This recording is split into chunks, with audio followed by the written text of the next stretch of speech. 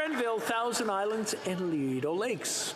The Prime Minister won't listen to Canadians, he won't listen to the opposition, he won't even listen to the doctors in his own caucus. It took American hockey player Ryan Whitney of Spit and Chicklets fame to light up Twitter to make the government react in classic Liberal big announcement, little action fashion. They listened to him once, so maybe they'll do it again. Will the Prime Minister listen to Whit and end the mandates? Parliamentary Secretary to the Minister of Health. Thank you, Mr. Speaker. Our government's priority has and will always be the safety and protection of Canadian health. Our government announced that mandatory randomized testing will be temporarily suspended at all airports from June 11th to the 30th. Unvaccinated travelers will still be tested on site. Starting July 1st, all testing, including unvaccinated travelers, will be performed off-site. We'll continue to stand up for our constituents, their health and safety. Thank you, Mr. Speaker.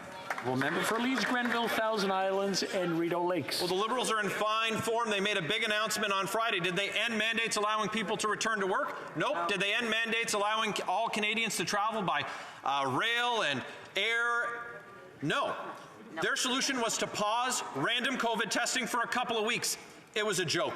So will the Parliamentary Secretary to the Minister of Health give us a date on when he'll end the mandates, or will he tell me to F off like he did to one of his constituents?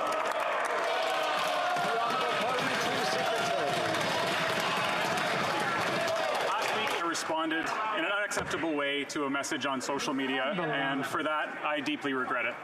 I want to apologize to the person that I offended and anybody else that I let down. I realize that the past 2 years have been really difficult for a lot of people, but my conduct was unacceptable. We have an obligation to disagree while being disagreeable, and in that regard, I failed. Thank you, Mr. Speaker.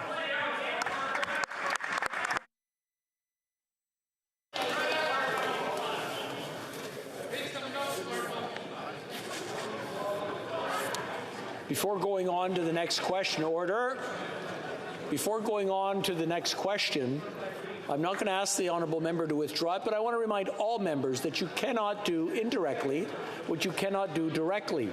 And referring to something like what was said is not acceptable.